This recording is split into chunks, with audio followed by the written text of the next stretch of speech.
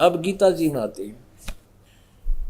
श्रीमद् भगवत गीता अध्याय नंबर 8 के श्लोक नंबर 13 में यही गीता ज्ञान दे रहा है श्री कृष्ण में प्रवेश करके अपने पुत्र विष्णु में। और ये कह रहा है कि मेरा तो एक ओम मंत्र है, ओम इति एकाक्षरम, 8वें अध्याय के 13वें श्लोक में, ओम इति एकाक्षरम ब्रह्म व्यवहारण माम अनुस्मरण यह प्रयाति तदन देहम स याति परमाम गति। मुझ ब्रह्म का एक ओम अक्षर है, उच्चारण करता हुआ जो शरीर छोड़कर जाता है, इसका सिमरण करता हुआ शरीर छोड़कर जाता है, और ये उच्चारण करके सिमरण करना होता है, तो मेरे वाली यानी ओम से मिलने वाले लाभ को प्राप्त होता है। वो कहाँ जाता है? ब्रह्मलोक में। और 8वें अध्याय के 16वें श्लोक में गीता जी में कहा है कि ब्रह्मलोक पर्यंत भी ये प्राणी सभी पुनरावृत्ति में है, जन्म मृत्यु होता है। गीता ज्ञानदाता कहता है 4थे अध्याय के 5वें श्लोक में 9वें में, अर्जुन तेरे और मेरे बहुत जन्म हो चुके हैं, तू नहीं जानता मैं जानता हूँ, मेरे जन्म और कर्म दिव्य है।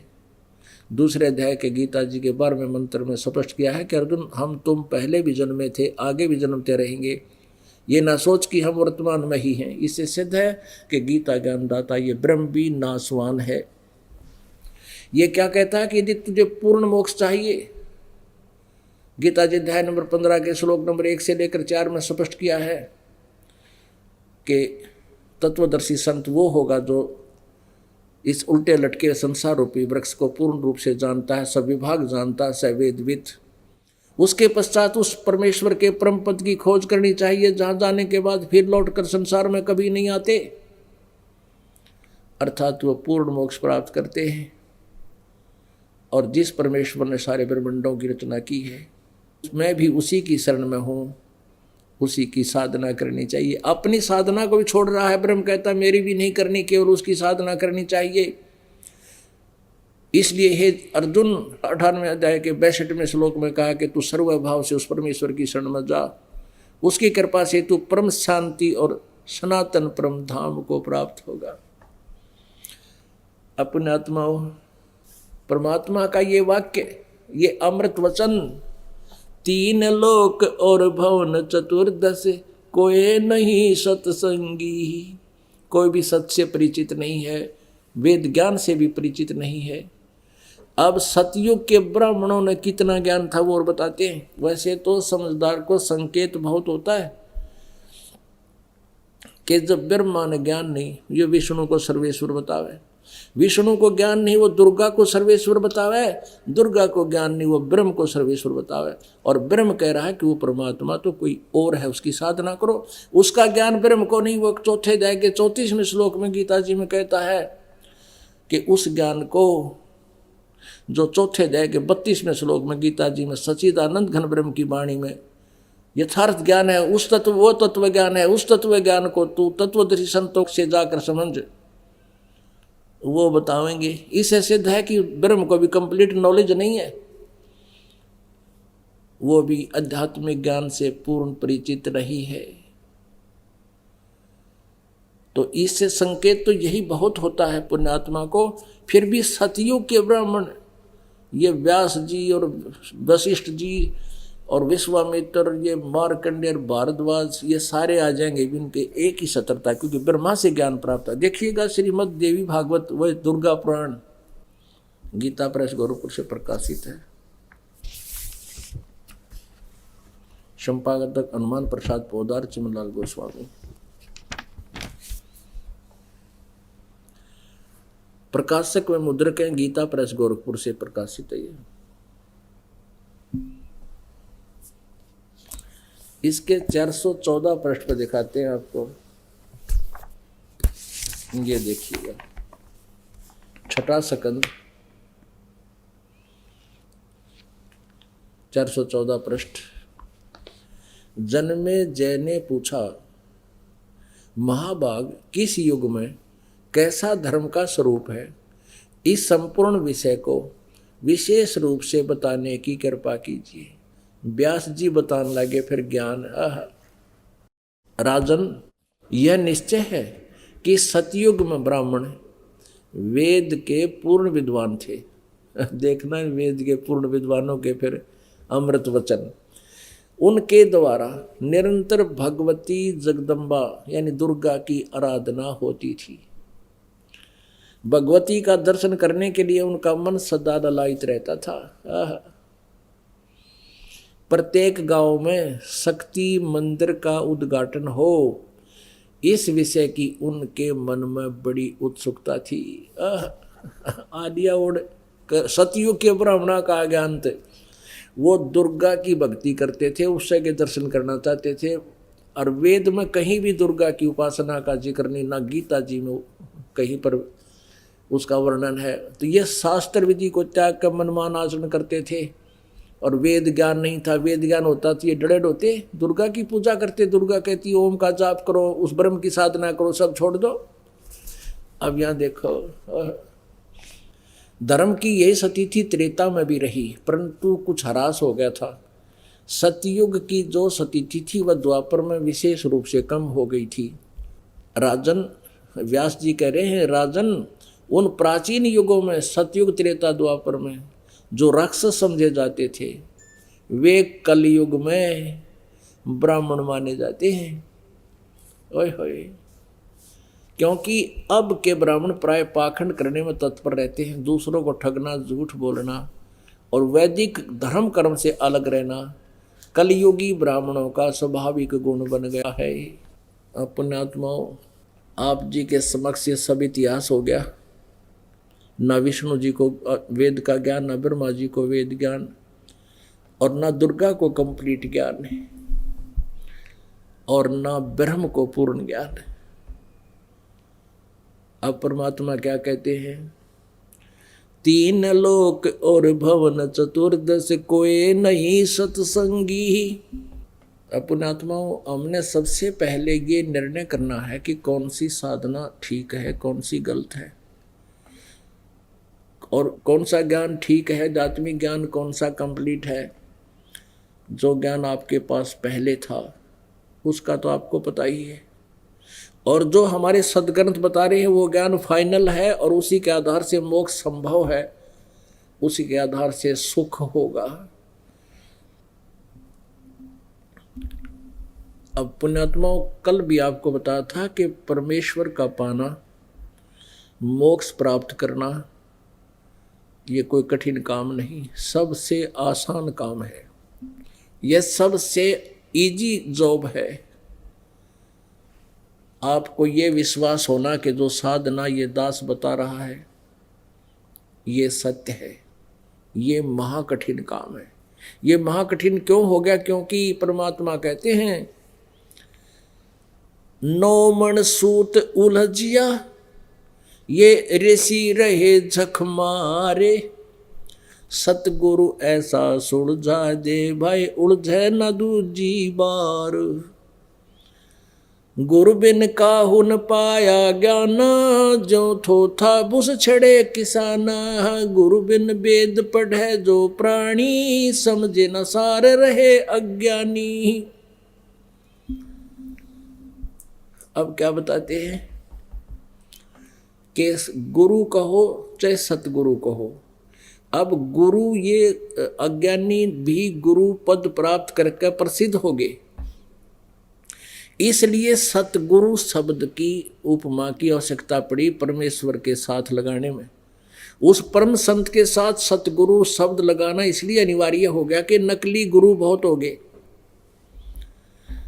नहीं तो गुरु शब्द ही काफी है यदि ज्ञान ठीक हो। अब क्या बताते परमात्मा के सतगुरु बिन काहू न पाया ज्ञाना, जो थोथा वो छड़े किसाना। और सतगुरु बिन वेद पढ़े जो प्राणी, और समझे ना सार रहे अज्ञानी। पुण्यात्माओं, परमेश्वर कबीर देव जी के अतिरिक्त और उनसे जिनका संपर्क हुआ, साक्षात्कार हुआ, जिन महान आत्माओं को परमात्मा मिले यहाँ के, अपने गुण के आधार से प्रभु यहाँ आते हैं, जैसा कि वेदों में वर्णित है, ऐसी लीला वो करते हैं। उन महापुरुषों को छोड़कर आदरणीय धर्मदास साहिब जी, आदरणीय नानक साहिब जी, आदरणीय मुरुखदास साहिब जी, आदरणीय दादू साहिब जी, आदरणीय गरीबदास साहिब जी, छुड़ानी वाले, हरियाणा झज्जर जिला में जो पड़ता है छुड़ानी गांव, वो गरीबदास साहिब जी, और खेखड़ा वाले गीसा दास साहेब जी यूपी में बेरठ के अंदर जो ग्राम है खेखड़ा, वहाँ गीसा दास जी को परमेश्वर कबीर जी मिले थे। उनके अतिरिक्त और अब इस दास के ऊपर मेर की परमेश्वर ने, इस पृथ्वी पर इस मार्ग से कोई परिचित नहीं है। और उन महापुरुषों को परमात्मा ने आदेश दे दिया था कि इसको क्लियर ना करना, अभी गुप्त छुपा के रखना। यदि तुमने अभी उस समय में यदि इसको क्लियर कर दिया जाता, स्पष्ट सार्वजनिक कर दिया जाता, तो ये नकली गुरु भी इसी ज्ञान का ढंढोरा पीट रहे होते। लेकिन ये अधिकारी ना होने से आपका कल्याण नहीं कर सकते थे। परमेश्वर कबीर देव जी ने अपनी सच्चिदानंद घन ब्रह्म की वाणी में, कबीर वाणी में लिखा कि धर्मदास तो लाख दुहाई, ये मूल ज्ञान की तबार न जाई। ये जो तत्व ज्ञान है अभी छुपा के रखना, और मूल ज्ञान तब तक छुपाई जब लग द्वादश पंथ ना मिट जाई। फिर कहा कि धर्मदास तो लाख दुहाई, ये सार नाम की तबार ना जाई। सार नाम बार जो पढ़ी, बिचली पीढ़ी हंस नहीं तरही। अपनात्मा नानक साहिब जी की जन्म साखियों में एक बहुत अच्छा प्रमाण मिला है। और पुण्यात्माओं, पवित्र हिंदू धर्म में जन्मे पुण्यात्माओं को अपने ग्रंथों का ज्ञान नहीं, पवित्र सिख धर्म में जन्मे उन पुण्यात्माओं को गुरु ग्रंथ साहिब के अंदर क्या खजाना उसका ज्ञान नहीं, और पवित्र ईसाई धर्म में जन्मे उन पुण्यात्माओं को पवित्र बाइबल के अंदर क्या अनमोल ज्ञान है उसका उनको ज्ञान नहीं। ऐसे ही मुसलमान धर्म में उत्पन्न हुए पवित्र आत्माओं को कुरान शरीफ के अंदर क्या वर्णन है यथार्थ ज्ञान नहीं, वो सभी भी दास ने बताना पड़ा। ऐसे ही एक सिख धर्म के अंदर जो पुण्यात्मा जन्मे हैं उनको ये ज्ञान हुआ, तो उन्होंने फिर और सर्च करने की जो चेष्टा की कि अवश्य कोई और रहस्य मिलेगा। तो जन्म साखी एक सिख बच्चे ने आकर दिखाई कि ये तो जी आपने जो बोला था यह स्पष्ट हो रहा है कि मर्दाना और बालाजी गुरु नानक देव जी के बहुत निकटतम बच्चे थे, शिष्य थे। बालाजी के द्वारा लिखी गई है वो एक जन्म साखी, उसमें स्पष्ट किया है कि नानक साहिब जी यही नाम जाप करते थे जो 2 मंत्र का है, सतनाम यही है। और मर्दाना ने वो जाप शुरू कर दिया था, पर नानक साहिब ने कह दिया था खबरदार जो ये नाम जाप करा तो अपने आत्माओं क्यों, किस लिए मना किया उन्होंने कि परमेश्वर का आदेश था कि तुम इसका जाप करो, क्योंकि तुम वो महान आत्मा हो जो ऋग्वेद मंडल नंबर 9 सूक्त नंबर 86 के मंत्र नंबर 26 और 27 में के जिन पुण्य आत्माओं को, श्रेष्ठ आत्मा को, अच्छी आत्मा को, अच्छे पुरुष को वो आकर मिलता है, फिर उनको दृढ़ ज्ञान से दृढ़ करता है, वो दृढ़ भक्त होते हैं। अब नानक जी का जन्म पवित्र हिंदू धर्म में था, और जब नानक साहिब जी को ये ज्ञान हुआ, नानक देव जी को ये ज्ञान हुआ, यथार्थ परमात्मा का साक्षात्कार हुआ, उन्होंने सब लोग लाज तोड़ दी और ब्रह्मा विष्णु महेश का सच्चाई से ज्ञान विरोध करने लगे कि ये पूजा ठीक नहीं। तो उसके माता पिता, वहाँ उसमें गुरु, रिश्तेदार सब विरोधी हो गए थे। नानक जी ने किसी की परवाह नहीं की, वो दृढ़ भक्त थे, और उन्हीं को परमात्मा आके मिलता है। तो उस समय परमात्मा ने मना कर दिया था कि ये नाम मत देना किसी को, अभी तुम जाप करो और पार हो जाओ। तो परमेश्वर ने यह कृपा बख्शी थी कि ये ज्ञान तो पहले ही था, उनको आदेश नहीं था कि देने का, आगे मंत्र भी देने का किसी को अलाउड नहीं था। इस दास पर रजा बख्शी है। ये बिचली पीढ़ी आ गई, अब शिक्षित समाज हो गया। पहली जो पीढ़ी थी पुण्यात्मा थे सभी मनमानव, लेकिन इन नकली गुरुओं ने उनको मिसगाइड करके उनका जीवन व्यर्थ कर दिया। और यदि उस समय ये ज्ञान मालिक का प्रकाश में आ जाता तो ये नकली संत ऋषि महर्षि इसी ज्ञान का ढंढोरा पीटते मिलते। आज ये राधा स्वामी वाले फंस गए, 5 नाम देर 5 काल के। अब पुण्यात्मा होंगे वो समझ जाएंगे, और बुद्धू होंगे पड़े रहेंगे। परमात्मा कहते हैं कि बेखों के लश्कर फिरें ये बाणी चोर कठोर, और सतगुरु धाम ना पहुंचेंगे ये 84 के ठोर। चातुर प्राणी चोर हैं ये मूड मुग्ध ठोठ, और संतों के निकाम के इनको जोगल जोट। इतना प्रमाण देखकर भी नहीं मान रहे हैं, तो फिर वो बुद्धू हैं, मूड हैं, ठोठ हैं, वो तो वहीं ठीक है। यहाँ तो पुण्यात्मा आएंगे जिनके अच्छे दिन होंगे। बहुत पुण्य होंगे। जो ये कंसेप्ट हम करना चाहते थे कि ये जो मंत्र है ये साधना परमेश्वर ने 600 वर्ष पहले वर्णित कर दी थी, लेकिन इनको गुप्त रखा था। और अब इस समय में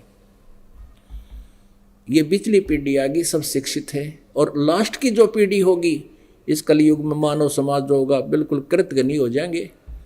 कोई भी कलम से लिखे वेद शास्त्रों को नहीं मानेंगे। अब भी इन्होंने ऐसा काम कर दिया है अन्य पंथों ने, राधा स्वामी, धन धन सतगुरु और ये निरंकारी वाले, ये कहते हैं हम नहीं मानते वेद और पुराणों में जो लिखा है, और ना हम किसी और की बात को मानते, हम तो हमारे सतगुरु ने जो वचन बोल दिए वही फाइनल है। तो अब ये नास्तिकता की ओर ले जा रहे हैं इन पुण्यात्माओं को, जिन्होंने 20-20, 30-30, 40-40 वर्ष हो गए उन दूसरे पंथों से उपदेश लिए। और जो पहले क्योंकि उनके पुण्य थे तब तक तो वो ठीक चले, चार्जर ठीक लगा नहीं, साधना ठीक मिली नहीं, तो उनके वो पुण्य अक्षीण हो लिए। अब उनकी दुर्गति हो रही है। यहाँ आकर नाम लेते हैं, जो इस ज्ञान को सुनते हैं वो रोते हैं बैठकर घंटों, अगर हमने जीवन बर्बाद कर दिया उन नकली संतों और पंथों के पास जाके। पुण्यात्माओं, सौभाग्य आपका कि आपके ऊपर परमात्मा की यह मेहर वर्षा हो रही है, ये दया हो रही है प्रभु की, आपको खजाना मिल रहा है। काल ने इसको छुपा रखा था कि कहीं ये मनुष्य का हाथ लाग गए सब पार हो जाएंगे। परमात्मा ने आके इसके ऊपर पड़ा हुआ वो अड़ंगा हटा दिया। कबीर परमेश्वर कहते हैं 9 मन सूत उलझिया, यानी एक मन में 40 किलो और 9 मन में 360 किलो वजन होता है। 1 किलो सूत अगर उलझ जावे, कच्चा धागा होता तो उसको सूत बोला करते, जो चरखे पे काटा जाता था, और उसको अगर उलझ जावे उसको सुलझाना बहुत कठिन हो जाता था। सारा दिन 1 किलो सूत नहीं सुलझा, उलझा हुआ हो तो, और उसको सुलझाना आवश्यक। अगर उसको तोड़े तो गांठ लग जाए, गांठ लगे तो कपड़ा ठीक नहीं बना जा, वो मेहनताना खत्म हो, तो उसको सुलझाना अति आवश्यक और गांठ नहीं पड़नी चाहिए। 1 किलो को सुलझाना इतना कठिन, और 9 मन सूत उलझा हुआ हो, तो इन अज्ञानी संतों ने काल प्रेरणा से इस आध्यात्मिक ज्ञान रूपी 9 मन सूत को उलझा रखा था। कोई कुछ मंत्र कहे, कोई कुछ बतावे, कोई डेफिनेशन बना रखी है।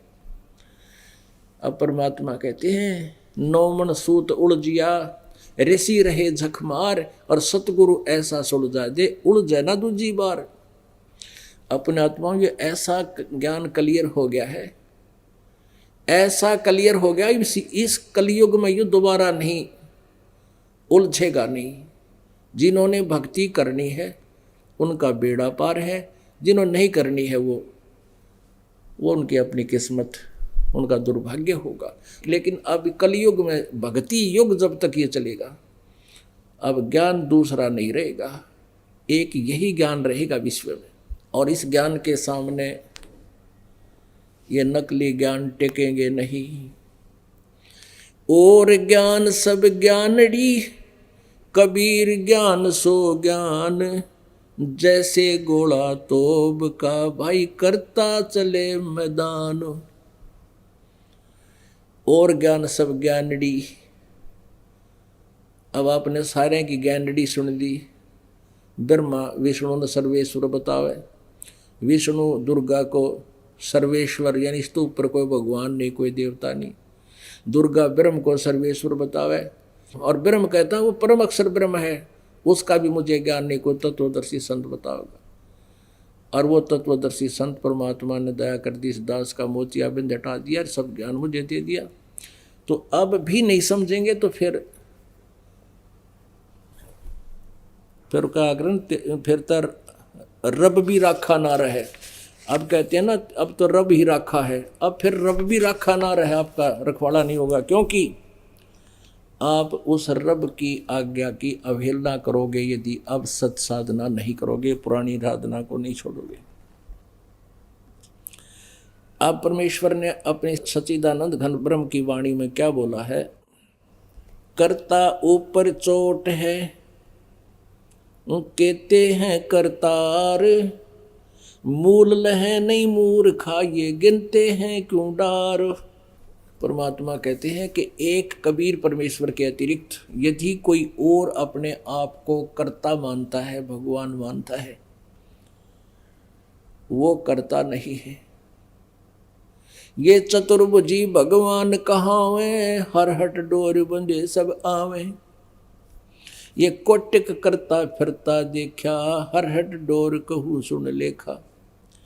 अब क्या बताते हैं, कर्ता ऊपर चोट है, कहते हैं करतार। इनका कहते हैं सब दुखी होंगे जो अपने आप को एक उस परमात्मा को छोड़कर अपने आप को कोई प्रभु मानता है। और मूल लह नहीं मूर्खा, गिनते हैं क्यों डार। मूल जड़ को नहीं पकड़ रहे, जड़ को ग्रहण नहीं कर रहे। मूल गह नहीं मूर्खा, ये गिनते हैं क्यों डार। यानी ऊर्ध्व मूलम अधः शाखम, ऊपर को जड़ नीचे को शाखा वाला ये संसार रूपी उल्टा लटका हुआ वृक्ष है। इसका मूल कौन है? वो परम अक्षर ब्रह्म है। कहते परम अक्षर ब्रह्म को ग्रहण नहीं कर रहे हैं, ये आन उपासना क्यों करते हैं नालायक। सतगुरु साहेब एक है, दूजा भरम विरोधे। बिन सतगुर सूझे नहीं, चाहे पढ़ो 18 बोधे। बिना सतगुर के ये ज्ञान आध्यात्मिक नहीं हो सकता, चाहे 18 बोध पढ़ते रहो। गल घोटा गुरुआ घने, ये फांसी दे अड़ाए। 12 तिलक बना के ये जमपुर दे धकाए। क्या बताते हैं, ये गल घोटा गुरु गणे यानी अपने जाल में फंसाए रखते हैं पुण्यात्माओं को, और एक बना कर 36 प्रकार के अलग अलग आडंबर, बाह्य आडंबर, और संत जच जाते हैं पुण्यात्माओं को, और इनको फंसा के इनका जीवन व्यर्थ करा के इनको काल के नरक में धक्का दे देते हैं। गल घोटा गुरुआ घने, फांसी दे अड़ाए। कति नहीं हलन देने का, झूठ बोला रामपाल, झूठ बोला है, वहाँ ना जाइयो। वो तो आलोचक है, निंदा करता है, और उनके करवा का जीवन बर्बाद कहते हैं काल के जमपुर में नरक में धक्का दे देते हैं। गल घोटा गुरुआ घने, ये फांसी दे अड़ाए। 12 तिलक बना के फिर जमपुर दे धक्काए। धक्का देकर डालाते वहां पर। झूठे गुरु का नाक ले, फिर श्रवण और नयने। सतगुरु बोले साखिया, दूर कर फोकट फेने। झूठे गुरु को झटक दे, से स्वामी को फूके। या मैं दोष जरा नहीं, शब्द कहा हमको के। अपनात्माओं कहते झूठे गुरु के तो नाक और कान काट दे, यहां तक प्रमाण दिया है, क्योंकि इतने अनमोल जीवन को बर्बाद कर रहा है। नाक और कान काटने का मतलब ये नहीं है कि सचमुच न काट दे। नो क्या करना भाई, हमारी तो नाक कटवा दी, यानी उनकी कति बेइज्जती कर दे। अक्तने ज्ञान कति नहीं, आपको ज्ञान नहीं, क्यों दुरुक्ति कर रहा है, इतने जीवन को बर्बाद कर रहा है। या तो स्पष्ट कर तू कहाँ से लाया ये मंत्र और कहाँ प्रमाण है इनका। यानी शिष्टाचार से विरोध करना, किसी के साथ अभद्र तरीका भी नहीं बरतना, यानी उनको कति बेनकाब कर देना, नाक और कान काट देना। जो दास कर रहा है ये नाक और कान काट रहेंगे। झूठे गुरु को झटक दे, से स्वामी को फूके।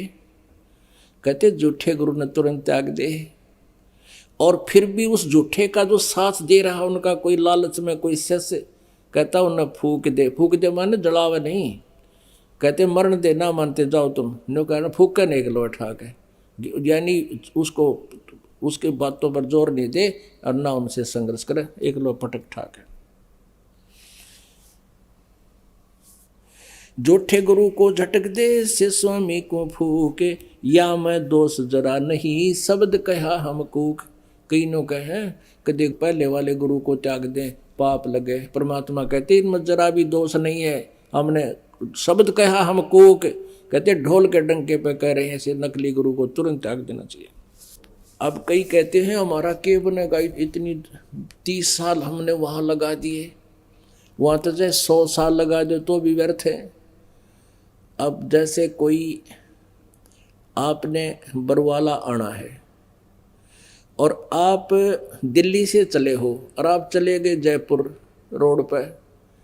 जयपुर जाकर आपको पता चला कि मैंने तो बरवाला जाना था, और वहाँ कोई कहे कि ये रास्ता ठीक नहीं, आप इधर से वापस जाइए और इधर से ये रास्ता है बरवाला जाने का। अब वहाँ कोई ये कहेगा कि मैं आ गया 200 किलोमीटर, अब मेरा क्या बनेगा, कैसे जाऊँ ऊपर, मैं तो इसी तरफ चलूँगा। तो मूर्ख कह सके कि कोई शराब पी रहा हो, क्या भांग पी रहा हो, वो बोल सकता है ये बातें, या कति अज्ञानी बुद्धू।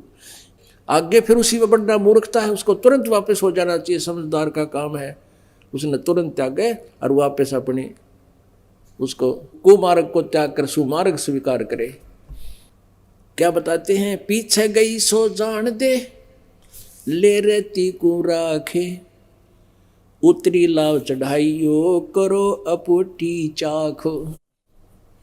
अब पहले परमात्मा की उदाहरण दे रहे हैं कि पहले जो कुआं होता था और कुएं से एक तो रहट लगाकर सिंचाई करते थे, रहट हरहट, एक पुली होती थी बहुत बड़ा व्हील, और उसके ऊपर चैन लगा दिया करते थे, वो बहुत लंबी कुएं के पानी तक लटक जाती थी, और वो पुली के ऊपर से उसको डबल करके वेल्ड कर देते थे, उसका बाल्टियाँ वेल्ड कर देते थे और पानी चलता था, वो घूमती थी, ऊपर जल खाली हो जाता और नीचे बाल्टियाँ भर के आती, ऊपर खाली हो जाती। ये तो अरहट था।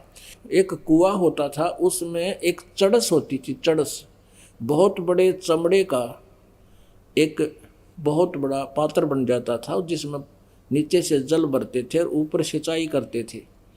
तो उस चड़स में लंबा रस्सा होता, उसको ला बोलते थे, लंबा रस्सा ला।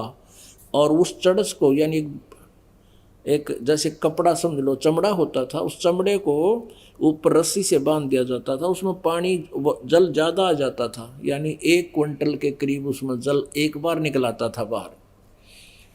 उसको भर के, और एक पुली होती थी, पुली जैसे पुराने कुओं के ऊपर बाल्टियाँ से पानी निकालते हैं, एक लोहे की पुली होती है, उसके ऊपर रस्सी डालकर रस खींचने में बहुत आसानी हो जाती है। जब पुली के ऊपर से रस्सा डालकर उसका खींचते हैं तो आसानी से जल बाहर आ जाता है, और उस पुली से नीचे रस्सी उतर जाए नेजू, तो उसको बड़ी कठिन हो जाता है खींचना, बड़ी मुश्किल हो जाती है। और फिर उसको ऊपर उस पर चढ़ा ले, उस पुली पर उस ला को रख ले तो बहुत आसानी हो जाएगी। तो यहाँ कहते हैं, पीछे गई सो जान दे, ले रहती को राखे, उतरी ला चढ़ाइए, करो अपूठी चाख। कि तुमने शास्त्र विधि अनुसार साधना त्याग के उस पुली से नीचे रस्सा कर लिया, अब पूरा जोर लगा रहे हो और वो काम बन नहीं रहा। कहते इसको फिर से उसी पुली पर रख लो, उस ला को पुनः उस पुली पर रखो और फिर आसानी से आपका वो काम सरेगा। यानी शास्त्र विदिता का मनमाना आचरण कर रहे हो, महा दुखी हो रहे हो, और फिर से इस रस्से को उस पुली पर फिर से रख लो, शास्त्र को साधना शुरू कर दो, आपके सारे ठाठ हो जाएंगे। बोलो सतगुरुदेव की जय हो।